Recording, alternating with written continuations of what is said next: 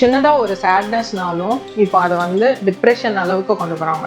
முதல்ல depression, stress, anxiety எல்லாம் பார்த்துக்கிட்டிங்கன்னா இது அவ்வளோ சாதாரணமான விஷயம் கிடையாது. நம்ம ரொம்ப ஈஸியா யூஸ் பண்றோம்.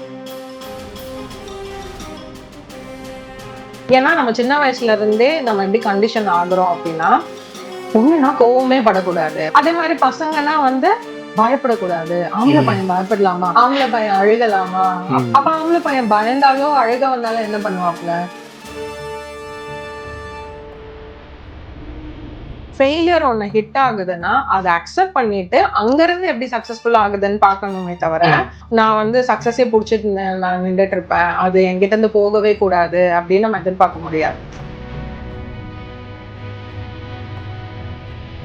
பொள்ளாச்சி ஷோ பார்த்தீங்கன்னா அவங்க வந்து ஒரு கேங்காக தான் வந்து அதை பண்ணியிருக்காங்க, மாட்டியிருக்காங்க, இப்போ ஜெயிலுக்கு போயிருக்காங்க. ஸோ அவங்களுக்கு அந்த பியர் ப்ரெஷர் கூட இருக்கும். தெரிஞ்சும் தெரியாமலும் இதில் ஈடுபடுவாங்க. ஜெயிலுக்கு போகிறவங்களுக்கு வந்து நிறைய டிஸார்டர்ஸ், பிரச்சனையோட இன்டென்சிட்டி ஜாஸ்தி, ஸோ ட்ரீட்மெண்ட் ஜாஸ்தியாக இருக்கும்.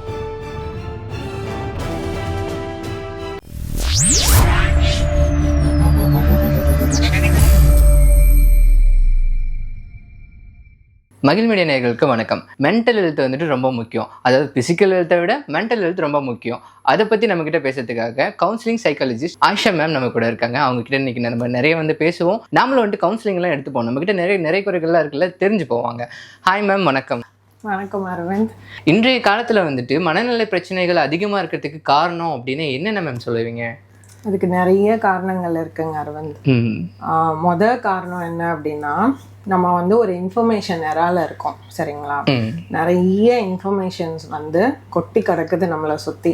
ஒரு சின்ன காய்ச்சல் வந்தால் கூட நம்ம ஒரு டாக்டர் கிட்ட போகிறோம் அப்படின்னா நம்ம ஃபர்ஸ்ட் கூகுள் பண்ணிட்டு தான் டாக்டர்கிட்ட போவோம். சரியான தீர்வை வந்து சொல்லுதா கூகுள் அப்படின்னு சொன்னா கிடையாது. நீங்க ஆரம்பிக்கும் போது சொன்னீங்க இல்லையா, பிசிக்கல் ஹெல்த்தை விட மென்டல் ஹெல்த் ரொம்ப முக்கியம் அப்படின்னு.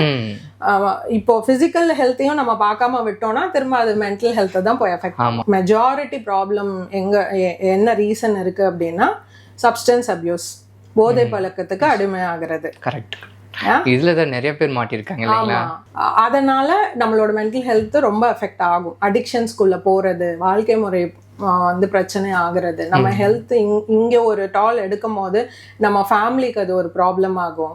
ஒருவருடைய மனநிலை வந்துட்டு பாதிக்கப்படுது அப்படின்றத எப்படியெல்லாம் வந்து தெரிஞ்சுக்கலாம்? செல்ஃப் டயக்னோசிஸ்குள்ள போக வேண்டாம். ஏன்னா எனக்கு சின்னதா ஒரு சேட்னஸ்னாலும் இப்போ அதை வந்து டிப்ரெஷன் அளவுக்கு கொண்டு போறாங்க. முதல்ல டிப்ரெஷன், ஸ்ட்ரெஸ், ஆன்சைட்டி எல்லாம் பார்த்துக்கிட்டிங்கன்னா இது அவ்வளோ சாதாரணமான விஷயம் கிடையாது. நம்ம ரொம்ப ஈஸியா யூஸ் பண்றோம். ரொம்ப ஸ்ட்ரெஸ் ஆகுது, ரொம்ப டிப்ரெஸ் ஆகுது, என்னென்னத்தோட ஒரு பிரச்சனையா இருக்கிற, ஸ்ட்ரெஸ்ஸா இருக்கிற, இங்கே போகணும் போது அந்த மாதிரி தான் வேர்ட்ஸை வந்துட்டு ஃப்ரெண்ட்ஸ் கிட்டே நம்மளாம் கேட்க ஆரம்பிச்சிட்டோம். ஆனா பாத்தீங்கன்னா அது டிஸார்டர்ஸுங்க அரவிந்த். நம்ம வந்து நம்ம மனநலம் பாதிக்கப்படுதுன்னு எப்படி தெரிஞ்சுக்கலாம் அப்படின்னா, ஒரு சின்ன சோகமோ ஒரு கோவமோ இருந்தா அது ஒரு 3 days ஒரு 1 week அப்படி போகும், சரியாயிடும். நம்ம ரொட்டீன் வந்து பாதிக்கப்படாது. ஆனா இது 2 weeksக்கு கண்டினியூ ஆகுது, என்னோட ரொட்டீனே பாதிக்கப்படுது, நான் ஒண்ணு சாப்பிடவே மாட்டிருக்கேன், இல்லைன்னா ஜாஸ்தியா சாப்பிடுறேன், நான் தூங்கவே மாட்டிருக்கேன், இல்லைன்னா ஜாஸ்தியா தூங்குறேன், 2 weeks வரைக்கும் என் ரொட்டீனே பாதிக்கப்படுதுன்னா அப்போ நம்ம தெரிஞ்சுக்கலாம் நம்ம மென்டல் ஹெல்த் பாதிக்கப்படுது அப்படின்னு சொல்லிட்டு. மேம், இப்போ வந்துட்டு எந்த வகையான மனநிலை சிக்கல்கள் வந்துட்டு அதிகமா நீங்க வந்துட்டு ஃபேஸ் பண்ணியிருக்கீங்க உங்களோட கிளைண்ட்ஸ் கிட்ட? நான் 90% என்னோட கிளைண்ட்ஸ் கிட்ட பாக்குறது, நான் சொல்றது ரொம்ப சாதாரண விஷயமா இருக்கலாம், ஆனா அதுதான் அவங்களுக்கு ரொம்ப பாதிப்பை ஏற்படுத்துது அப்படின்றது ரொம்ப கஷ்டமான விஷயமா இருக்கு. என்ன அப்படின்னா, நம்ம எந்த சிச்சுவேஷன்ல கோவமாகணும், எந்த சிச்சுவேஷன்ல சோகமா இருக்கணும், எப்போ பயப்படணும், இதுக்கான டிஃப்ரென்ஸே நம்மள நிறைய பேருக்கு தெரிய மாட்டிருக்கு. டெக்னிக்கலா பாத்தீங்கன்னா, நமக்கு ஒரு அநியாயம் நடந்தா கோவப்படலாம். எனக்கு அநியாயமா படுறது உங்களுக்கு அநியாயமா படாது. உங்களுக்கு ஒரு இன்ஜஸ்டிஸ் வந்து எனக்கு இன்ஜஸ்டிஸா இருக்காது. அதனால நம்ம அட்ரஸ் பண்ணணும், எனக்கு இது அநியாயம், அப்போ நம்ம கோவப்படணும். இப்ப சொல்லுங்க, உங்களுக்கு எப்போ சேடா ஃபீல் பண்ணுவீங்க நீங்க? எனக்கு ரொம்ப பிடிச்சவங்க வந்துட்டு பார்த்துட்டு பார்க்காத மாதிரி போயிட்டாவோ, இல்ல அப்பா வந்துட்டு பேசுறச்ச கொஞ்சம் சோகமா பேசுறேன், ஏன் அப்பா சோகமா பேசுறாரு, அந்த மாதிரி ஒரு திங்கிங் போற வச்சு நானும் வந்துட்டு சேட், அவருடைய மூட் எனக்கு வந்துட்டு வந்துடும். அந்த மாதிரி விஷயங்கள்ல நான் சேட் ஆயிடுவேன். பொதுவா பாத்தீங்கன்னா நமக்கு ஒரு லாஸ்னா நம்ம சேட் ஆகும். இப்ப சொல்லுங்க, நம்ம எப்போ பயப்படுவோம்? ஏதோ தப்பு பண்ணிட்டோம்னா ஒண்ணு பயப்படுவோம். ஏன் நம்ம தப்பு பண்ணிட்டு பயப்படுறோம்னா, சின்ன வயசுல நீங்க கண்டிஷனா இருப்பீங்க, நான் தப்பு பண்ணிட்டு இப்ப நான் அடி வாங்க போறேன், அந்த அடி வந்து உங்களுக்கு ஒரு டேஞ்சர். சரிங்களா? சோ நமக்கு ஒரு டேஞ்சர் இருந்தா நம்ம பயப்படுவோம். இப்ப என்ன ஆயிடுச்சுன்னா, நம்ம இது எல்லாத்தையுமே மிஸ்மேட்ச் பண்ணி தான் வந்து ஃபீலே பண்றோம். ஏன்னா நம்ம சின்ன வயசுல இருந்தே நம்ம எப்படி கண்டிஷன் ஆகுறோம் அப்படின்னா, பொண்ணுனா கோவமே படக்கூடாது, அமைதியா இருக்கணும், சாந்தமா இருக்கணும். அதே மாதிரி பசங்கன்னா வந்து பயப்படக்கூடாது, ஆம்பளை பையன் பயப்படலாமா, சிங்க மாதிரி இருக்கணும், ஆம்பளை பையன் அழுகலாமா, அப்ப ஆம்பளை பையன் பயந்தாலோ அழுக வந்தாலும் என்ன பண்ணுவாப்ல, இதெல்லாம் தப்பு அப்படின்னு சொல்லிட்டு ஒண்ணு நம்ம அதை சப்ரஸ் பண்ணிடுறோம், இல்ல தப்பா வெளிப்படுத்துறோம். நிறைய பொண்ணுங்க பாத்தீங்கன்னா கோவம் வரும்போது அவங்க அழுதுருவாங்க. ஏன்னா அழுக அக்செப்டட், பொண்ணு அழுகலாம், அந்த கோவத்தை எக்ஸ்பிரஸ் பண்ணாம பல வருஷம் சப்ரஸ் பண்ணி வர கிளைண்ட்ஸும் இருக்காங்க. அதுமே ஆம்பளை பையன் வந்து அழக்கூடாது, எப்பவுமே தைரியமா இருக்கணும். அப்ப பயப்படும் போதெல்லாம் இது எப்படி எக்ஸ்பிரஸ் ஆகும்? எல்லாத்துக்குமே பாத்தீங்கன்னா most of the men, generalise பண்ணக்கூடாது, ஆனாலும் மோஸ்ட் ஆஃப் த மென் வந்து கோவமா தான் வெளிப்படுத்துவாங்க. அதுக்கு அண்டர்லைங்க ஒரு பயமோ ஒரு சோகமோ இருக்கும். சோ அதாவது அப்ராப்ரியேட்டா எக்ஸ்பிரஸ் பண்ணாலே பாதி மனநல பிரச்சனை குறைஞ்சிரும். Yes ma'am. ஒருத்தருடைய லைஃப் ஸ்டைல் வந்துட்டு எப்படி அவருடைய மனநிலையை பாதிக்குது அப்படின்னு சொல்லிட்டு தெரிஞ்சுக்கலாங்களா? பிலாசபிக்கலா சொல்லணும்னாங்க அரவிந்த், வாழ்க்கை வந்து ஏற்றத்தாழ்வோட தான் இருக்கும். கண்டிப்பா நம்ம எல்லாருக்கும் இது தெரியும், ஆனா நம்ம அதை ஒத்துக்கவே மாட்டோம். நம்ம வந்து சக்சஸ்ஃபுல்லா இருந்தா நம்ம சக்சஸ்ஃபுல்லாவே இருக்கணும் அப்படின்னு சொல்லிட்டு அந்த சக்சஸை தக்க வச்சுக்கிறதுக்கு ரொம்ப போராடுவோம். அப்போ ஃபெயிலியர் ஒண்ணு ஹிட் ஆகுதுன்னா அதை அக்செப்ட் பண்ணிட்டு அங்கிருந்து எப்படி சக்சஸ்ஃபுல்லா ஆகுதுன்னு பார்க்கணுமே தவிர, நான் வந்து சக்சஸே பிடிச்சிட்டு நான் நின்றுட்டு இருப்பேன், அது என்கிட்ட இருந்து போகவே கூடாது அப்படின்னு நம்ம எதிர்பார்க்க முடியாது. சரிங்களா? அப்போ இது டிஃப்ரெண்ட் பிஹேவியர்ஸுக்கு ஏத்த மாதிரி நம்ம இன்னும் டியூன் ஆகலன்றது தான் அன்ஃபார்ச்சுனேட். ஒரு விமன் ஃபிஷ் குக் பண்ணிட்டு இருப்பாங்க. அப்ப அவங்க ஹஸ்பண்ட் வந்து கேட்பாங்க, ஏன் இந்த ஃபிஷ்ஷோட சைட்ஸை வந்து நீங்க கட் பண்ணிட்டு குக் பண்றீங்கன்னு கேட்பாங்க. அதுக்கு அந்த ஒய்ஃப் சொல்லுவாங்க, எனக்கு தெரியாது, எங்க அம்மா தான் செஞ்சாங்க, அதை தான் நான் ஃபாலோ பண்றேன் அப்படின்னு சொல்லுவாங்க. அதுக்கு அடுத்து அந்த ஹஸ்பண்ட் போயிட்டு அவங்க மாமியார் கிட்ட கேட்பாப்ல, நீங்க ஏன் ஃபிஷ் குக் பண்ணும் போது சைடை கட் பண்றீங்க? அவங்களும் சொல்லுவாங்க, எனக்கு தெரியாது, எங்க அம்மா அதை செய்வாங்க, நானும் அதே ஃபாலோ பண்றேன் அப்படின்னு சொல்லுவாங்க. அதுக்கு அடுத்து வந்து அந்த பையன் வந்து அந்த பாட்டி கிட்ட போயிட்டு கேட்பாப்ல, நீங்க ஏன் வந்து ஃபிஷ் குக் பண்ணும் போது சைட்ஸை கட் பண்ணிடுறீங்க? அது ஒன்றும் இல்லை, நான் சமைக்கிற பாத்திரம் வந்து பத்தலை, அதனால நான் வந்து கட் பண்ணிடுறேன், அது பத்துற அளவுக்கு கட் பண்ணிடுறேன் அப்படின்னு சொல்லுவேன். ஸோ என்ன ப்ராக்டிஸ் பண்ணிட்டு வந்திருக்கோமோ அதையே நம்ம கண்டினியூ பண்றோம். அது நம்மள ஹாப்பியா வச்சிருந்ததுன்னா நம்ம ஃபாலோ பண்ணலாம். ஆனா அது கஷ்டமா இருக்கு, ஏன்னா என் மென்டல் ஹெல்த்தே ஹிட் ஆகுதுன்னா நான் அதையே புடிச்சிட்டு இருக்கணும்னு அவசியம் இல்லை இல்லையா? ஆமா, கிடையவே கிடையாது. நம்ம வந்து keep on updating, psycho education சொல்லுவாங்க, நம்மள எஜுகேட் பண்ணிக்கிட்டே இருக்கணும். அது எவ்வளவு பேர் நம்ம பண்ண ரெடியா இருக்கோம்? 10th 12th வந்துட்டு ரிசல்ட் வந்துட்டு வரதுக்கு முன்னாடினாலும் அதுக்கு அடுத்த நாளும் வந்துட்டு ஒரு செய்திகள் எல்லாம் பார்க்குறப்ப நமக்கே வந்துட்டு ரொம்ப கஷ்டமா இருக்கு இல்லைங்களா? முன்னாடி நாள் வந்துட்டு நான் மார்க் எடுக்க மாட்டேன், நான் ஃபெயில் ஆகிடுவேன் அப்படின்னு சொல்லிட்டு இறந்துடுறாங்க. நெக்ஸ்ட் டே பார்த்தோம் அப்படின்னா 400+ எடுத்திருக்காங்க, இல்லைன்னா பாஸ் ஆகிருக்காங்க. இந்த மாதிரி வந்துட்டு அவங்க சாதிச்சதை பார்க்காமே வந்துட்டு ஒரு மன வருத்தத்திலே இறந்து போயிடுறாங்க இல்லைங்களா? இது எதனால மேம்? அந்த ஆன்சைட்டிக்கான ரீசன் என்னன்னா அரவிந்த், எப்போவுமே தோல்வின்றது எப்படின்னா, நான் இன்னைக்கு தோத்து போயிட்டேன், நாளைக்கு நான் இன்னும் கொஞ்சம் ஹார்ட் ஒர்க் போட்டுட்டு நான் ஜெயிச்சிடுவேன். இதுதான் ஹார்ட் ஒர்க்குக்கு சக்ஸஸ்க்கான ஃபார்முலா அப்படின்னு வச்சுக்கலாம். சரிங்களா? ஆனால் இப்போ பார்த்தீங்கன்னா நான் 10th ஸ்டாண்டர்ட்னா இந்த இயர் நான் கம்ப்ளீட் பண்ணியே ஆகணும், 12th ஸ்டாண்டர்ட் நான் இந்த இயர் கம்ப்ளீட் பண்ணியே ஆகணுன்ற மாதிரி தான் நம்ம சோஷியல் செட்டப் இருக்கு, எஜுகேஷனல் செட்டப்லாம் இருக்கு. என்னோட கிளைண்ட் ஒருத்தவங்க, அவங்களுக்கு ரொம்ப ரொம்ப அன்ஃபார்ச்சுனேட் சுச்சுவேஷன் ஒன்று நடந்துச்சு. அந்த கிளைண்ட் வந்து 10th ஸ்டாண்டர்ட் ஸ்டூடெண்ட். அவங்க அந்த மெயின் பப்ளிக் எக்ஸாம் ஃபேஸ் பண்ற அந்த இயர்ல வந்து அவங்களோட 3 பேர் க்ளோஸா இருந்தாங்க. ஒன்னு அவங்க அம்மா, இன்னொன்னு அவங்க தாத்தா, இன்னொரு அவங்க பாட்டி.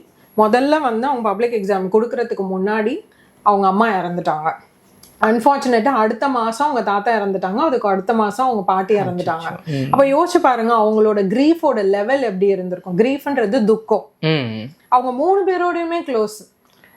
அவங்க அந்த செஷன்ல என்கிட்ட ஷேர் பண்ணும் போது என்ன சொன்னாங்கன்னா, நான் ஒவ்வொரு வாட்டியும் எந்திக்கும் போது நான் தூங்கி எந்திப்பேன், அவங்க இறந்துருப்பாங்க, திரும்பவுமானே நான் கேட்டுட்டு இருந்துச்சேன். அந்த மாதிரி அவங்களுக்கு நடந்துச்சு.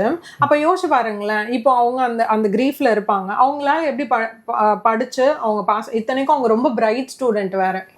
வருஷம் 10th ஸ்டாண்டர்டை வந்து எப்படியோ அவங்களால கம்ப்ளீட் பண்ணுன்ற அந்த ப்ரெஷர் சுற்றி உள்ளவங்க கொடுத்தனால மெடிசினலாக சைக்கியாட்ரிக் மெடிசன் எடுத்து எப்படியோ அந்த ஆன்சைட்டியை வந்து எப்படியோ ஓவர் கம் பண்ணி பாஸ் பண்ணிட்டாங்க. அவங்க 11th ஒரு வழியாக எப்படியோ பாஸ் பண்ணிட்டாங்க. 12th ஸ்டாண்டர்ட் அவங்களால பாஸே பண்ண முடியல. அப்போ பார்த்துக்கோங்க, இந்த மாதிரி ப்ரெஷர்ஸ் இருக்குது. அப்போது இவங்கெல்லாம் எக்ஸெப்ஷனல் கேசஸ் தான், பிரைட் ஸ்டூடெண்ட்டு தான், ஆனாலுமே அவங்களால பெர்ஃபார்ம் பண்ண முடியல. முன்னாடி மாதிரி சிலபஸ்லாம் இப்போ ரொம்ப ஈஸிலாம் கிடையாது. இப்போ நிறைய சிலபஸ் இருக்குது, state board syllabus, CBSE syllabus, நிறைய சிலபஸ் இருக்குது. இது போதாதுன்னு சொல்லிட்டு இப்போ நீட், ஜேஇ கோச்சிங்லாம் ஸ்கூல்லேயே கொடுக்குறாங்க. அப்போ அந்த ப்ரெஷர் இஸ் ரியல். எனக்கு படிக்கணும், படிக்கிற வேலை மட்டும்தான் இருக்குது, நான் படித்து பாஸ் பண்ணிடுவேன். அப்போ இந்த மாதிரி பர்சனல் இஷ்யூஸ் இருந்தால் நான் அந்த இயர் எனக்கு போயிடுமே, அந்த ப்ரெஷர் மட்டும் ஸ்டூடெண்ட்ஸுக்கு இருக்கக்கூடாது. நமக்கு என்ன மாதிரி இருந்தால் நம்மளால கோப் அப் பண்ண முடியும் இந்த ஆன்சைட்டி அப்படின்னா, இட்ஸ் ஓகே, இந்த வருஷம் போச்சுன்னா அடுத்த வருஷம் கூட படித்து பாஸ் பண்ணிக்கலான்னு இருந்தால் தான் நம்மளால அந்த ஆன்சைட்டி ஓவர் கம் பண்ண முடியும்ன்றது என்னோட கருத்து. மேம், இந்த பொள்ளாச்சி வழக்கில் 9 பேர் வந்துட்டு குற்றவாளிகள்னு சொல்லிட்டு நிரூபிச்சிருக்காங்க இல்லைங்களா? அவங்களுக்கு இந்த மாதிரி விஷயத்தை வந்துட்டு செய்ய தோணுது என்னவா இருக்கும்? பெற்றோருடைய வளர்ப்பு முறையா, இல்லை இந்த சொசைட்டியோட காரணமா? இது ரொம்ப ரொம்ப அன்ஃபார்ச்சுனேட்டான விஷயங்க. ஆனால் இதுக்கான காரணங்கள் வந்து டிஃபர் ஆகும். இந்த மாதிரி இஷ்யூஸ் நடக்கிறதுக்கு ரீசன் வந்து பேரண்டிங் ஸ்டைலையும் நம்ம முழுசாக வந்து பிளேம் பண்ண முடியாது. ஏன்னா எந்த பேரண்ட்ஸுமே வந்து இந்த மாதிரி ஒரு பர்சனாலிட்டி வர அளவுக்குலாம் வளர்க்க மாட்டாங்க, சரிங்களா? ஆனால் இதுக்கு ரீசன் என்ன இருக்கும் அப்படின்னா, ஒருவேளை ரொம்ப ஸ்ட்ரிக்டான பேரண்டிங் இருக்கு அப்படின்னா, ஆட்டோகிராட்டிக் பேரண்டிங்னு சொல்லுவாங்க. என்னன்னா அங்கே வந்து அட்வைஸ் பண்ணுறதெல்லாம் இல்லை, ஸ்ட்ரெயிட்டாக அடிதான். ஒரு சின்ன தப்பு அந்த குழந்தை பண்ணாலே பயங்கர பனிஷ்மெண்ட் கொடுப்பாங்க, என்கொயரி கூட பண்ணியிருக்க மாட்டாங்க. ஸோ அதை பார்த்து வளர்ற அந்த குழந்தைங்களுக்கு ஒன்று என்ன மாதிரி இருக்கும்னா, என் சைடு நியாயமா அவங்க கேட்கவே இல்லைன்ற அந்த ஒரு சேட்னஸும் இருக்கும். இல்லை அப்படின்னா இதை ஒரு அன்பாவே அவங்க வந்து அக்செப்ட் பண்ணிப்பாங்க. ஆமா, நான் தப்பு பண்ணா இப்படி தானே நான் எனக்கு பனிஷ்மெண்ட் கிடைக்கும். வெரைட்டிஸ் இருக்கு. ஆமா, என்னோட ப்ராக்டிஸ்ல வந்து நான் பார்த்தது எப்படி அப்படின்னா, ஒரு ஹஸ்பண்ட் அண்ட் ஒய்ஃப் எப்படின்னா, அந்த ஹஸ்பண்டுக்கு வந்து எல்லா விதமான அடிக்ஷனும் இருந்தது. சப்ஸ்டன்ஸ் அபியூஸ்ல இருந்து எக்ஸ்ட்ரா மேரிட்டல் அஃபேர் வரைக்கும் எல்லாமே இருந்துச்சு. நிறைய கவுன்சிலிங் செஷன்ல வந்து அந்த ஹஸ்பண்ட் கிட்ட நிறைய மாற்றம் வந்துருச்சு. வந்ததுக்கப்புறம் அவர் சுத்தமாக எல்லா அடிக்ஷன்லேருந்து வெளியில் வந்துட்டார். இப்போ ஒய்ஃபை போட்டு அடிக்கிறதே இல்லை. அந்த ஃபாலோ அப் செஷனில் அந்த ஒய்ஃப் கிட்ட கேட்கப்பட்டுச்சு, என்னம்மா எல்லாம் சரியாயிடுச்சுல, இன்னும் ஏன் சோகமாக இருக்கீங்கன்னு கேட்டதுக்கு, இந்த மாதிரி என் ஹஸ்பண்டுக்கு என் மேலே அன்பே இல்லை அப்படின்னு சொல்லிட்டு. எதனால் அவங்க அப்படி சொல்லியிருப்பாங்கன்னு நினைக்கிறீங்க? ஏன்னா அவர் வந்துட்டு கேர் அவங்களுக்கு கொடுக்காம அவர் வேற இடத்துல ஃபோக்கஸ் பண்ணிட்டு இருக்கிறதுனால, அவங்க அலோனா ஃபீல் பண்ணியிருக்கிறதுனால அப்படி சொல்லியிருக்கு. ஆனால் அது இல்லை ரீசன். இப்போல்லாம் என் ஹஸ்பண்ட் என்னை அடிக்கிறதே இல்லை, அந்த சிச்சுவேஷன் அவங்கள பொறுத்த வரைக்கும் ஏன் அடிச்சாரு என் ஹஸ்பண்ட், என் மேல அன்பு இருக்கனால தான் என்ன அடிச்சாருன்றதுல அவங்க பழகிட்டாங்க. சோ அந்த மாதிரி வளர்க்கப்படுற ஒரு குழந்தை வந்து இது ரொம்ப நார்மல் தான், மற்றவங்களை வந்து துன்புறுத்துறது வந்து அன்போட லீஸ்ட் அடையாளமா அவங்க கன்சிடர் பண்ணியே வளர்க்கப்படுவாங்க. பியர் ப்ரெஷர்னு ஒன்று வரும். நான் இப்போ வீட்டில் கிடைக்காத அன்பு நான் என் ஃப்ரெண்ட்ஸ் கிட்ட கிடைக்குது, ஸோ என் ஃப்ரெண்ட்ஸ் என்ன சொன்னாலும் நான் கேட்பேன். ஸ்மோக் பண்ண சொன்னா பண்ணுவேன், நான் வந்து ஆல்கஹாலுக்கு அடிக்ட் ஆவேன், இந்த மாதிரி ஃப்ரெண்ட்ஸோட சேர்ந்து நான் எல்லாமே பண்ணுவேன். பொள்ளாச்சி இஷ்யூ பார்த்தீங்கன்னா அவங்க வந்து ஒரு கேங்காக தான் வந்து அதை பண்ணியிருக்காங்க, மாட்டியிருக்காங்க, இப்போ ஜெயிலுக்கு போயிருக்காங்க. ஸோ அவங்களுக்கு அந்த பியர் ப்ரெஷர் கூட இருக்கும். வலியை வந்து இன்னொரு மனுஷனுக்கு வலிக்கணும் தெரிஞ்சும் தெரியாமலும் இதுல ஈடுபடுவாங்க. ஜெயிலுக்கு போறவங்களுக்கு வந்து நிறைய டிஸார்டர்ஸ் இருக்கும். இந்த மாதிரி டிஸார்டர்ஸ் இருக்கிறவங்களுக்கு பிரச்சனையோட இன்டென்சிட்டி ஜாஸ்தி, ஸோ ட்ரீட்மெண்ட் ஜாஸ்தியா இருக்கும். அவங்களுக்கு மெடிசினலா ட்ரீட்மெண்ட் தேவைப்படும், சைக்கோ தெரப்பி தேவைப்படும். சைக்கோ தெரப்பினா நிறைய கவுன்சிலிங் செஷன் கொடுத்து அந்த பிஹேவியரை மாத்துறது. அப்படிதான் இதை நம்ம ஹேண்டில் பண்ண முடியும். மேம், இப்போ இருக்க நியூ ஜென்ரேஷன் வந்துட்டு நிறைய விஷயங்கள் அடிக்டட் ஆகியிருக்காங்க. ட்ரக் விஷயத்துல ரொம்பவே அடிக்ட் ஆகியிருக்காங்க. இதுக்கெல்லாம் காரணம் வந்துட்டு என்ன நினைக்கிறீங்க? நம்ம மைண்ட் எப்படி ஒர்க் ஆகும் அப்படின்னா, நம்ம இப்போ பிறந்திருக்கோம் அப்படின்னா நமக்கு ஒரு பர்பஸ் இருந்துச்சுன்னா அதை நோக்கி நம்ம போவோம். இப்போ முன்னாடி ஜென்ரேஷன், இப்போ மில்லேனியல் ஜென்ரேஷன்லாம் பார்த்தீங்க அப்படின்னா அவங்களுக்கு ஏதாவது ஒரு வகையில் ஏதாவது ஒரு பர்பஸ் இருந்துக்கிட்டே இருக்கும். பர்பஸ் இல்லாதவங்க இந்த மாதிரி டைரக்ஷன் மாதிரி போனவங்களும் இருக்காங்க. ஆனால் அதோட பர்சன்டேஜ் கம்மி. இப்போ பர்பஸ் இருக்குது, நான் நிறைய பேருக்கு இதை செய்கிறேன், என்ன சார்ந்தவங்களுக்கு நிறைய விஷயம் செய்கிறேன், அவங்கள வந்து நான் லிஃப்ட் பண்ணி விடுறேன்ற போது உங்களுக்கு ஒரு சென்ஸ் ஆஃப் ஹாப்பினஸ், சாட்டிஸ்ஃபேக்ஷன் கிடைக்கும்.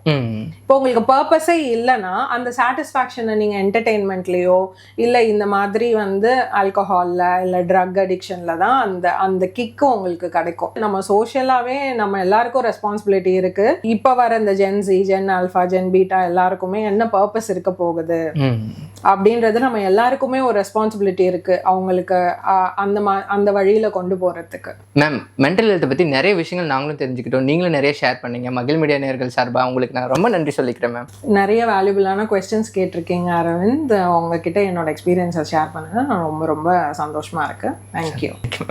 ஹாய் ஃப்ரெண்ட்ஸ், இந்த வீடியோவில் நீங்கள் மென்டல் ஹெல்த்தை பற்றி இன்ஃபர்மேஷன் தெரிஞ்சிருந்திருப்பீங்க. உங்களுக்கு மென்டல் ஹெல்த் ரிலேட்டடாக ஏதாவது டவுட்ஸ் இருந்துச்சுன்னா கமெண்ட் பண்ணுங்கள். நான் நெக்ஸ்ட் வீடியோவில் அதுக்கான ஆன்சர்ஸ் போஸ்ட் பண்ணுறேன்.